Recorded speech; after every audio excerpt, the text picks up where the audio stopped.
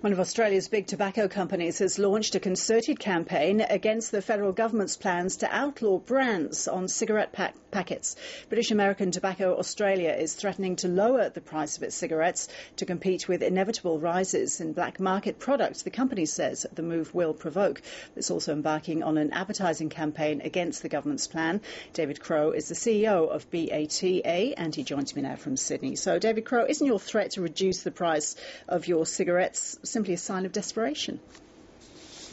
Ros, no. And what we're really doing here is launching a campaign today in the press and the radio and on billboards to really highlight a series of very pragmatic questions for the government to understand and consider with this legislation, this plain packaging bill. Now, this bill means that packs will end up with no branding, they'll have olive colour, and they won't be distinguishable between real packs. And what we'll see is a raft of new illegal imports being brought in by the triads and the underworld and the syndicates in Indonesia and China, obviously as far as the Middle East and Eastern Europe, and these will flood the market.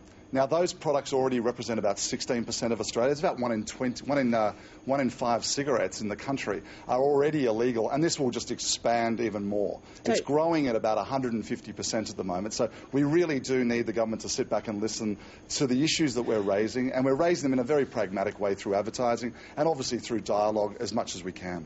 So your response to that influx of black market cigarettes would be to drop your prices, is that what you're saying?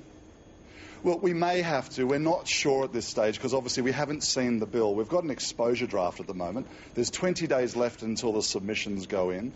Then obviously there's a pretty rapid process after that. And what we're saying to the government very openly and in a really pragmatic way is, look, can you just stop, listen to all of the stakeholders, not just companies like BAT and Philip Morris, talk to all of the stakeholders, the federal agencies, the customs, the excise, all the guys involved. Because obviously this illicit trade issue coming in is very dramatic and it will mean that prices will become obviously very cheap. I mean, remember, a smuggled product in Australia currently sells for about $5. A product that I sell sells for about $16. And that's obviously where we'd have to try and compete at some stage. But we don't know how the consumer will react at this stage. But the government is determined to get this legislation through. One option, you say, is to cut prices of your cigarettes. If you do that, wouldn't that go against your previous philosophy of responsible smoking, if you like, in that cigarettes will just become more available, more accessible to children?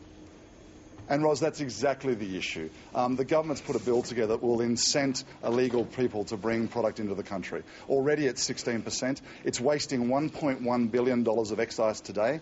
Look, that's $4.5 billion over the budget estimates of 4 years. It's an incredible situation. We need to obviously talk to the government for them to understand the issues, and that's really crucial to us.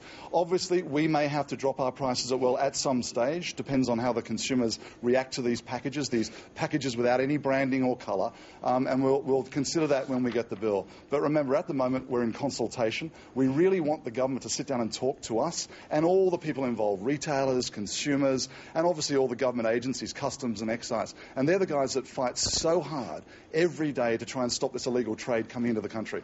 That's what it's all about, and that's why we're out in the media today talking and launching this campaign to really bring a series of pretty simple questions, actually, honest, pragmatic questions, and say, look, guys, have you really thought this through? We don't think they've done their homework, and we really want them to go back and do their homework and build legislation that actually really does work. And we understand that governments will do legislation. We're very pragmatic about that. But we want legislation that will work and that won't backfire on the government and mean that more people may smoke if it backfires. David Crowe. That's obviously not good at all. We have to leave it there. Thanks for joining us. Okay, thanks, Ros.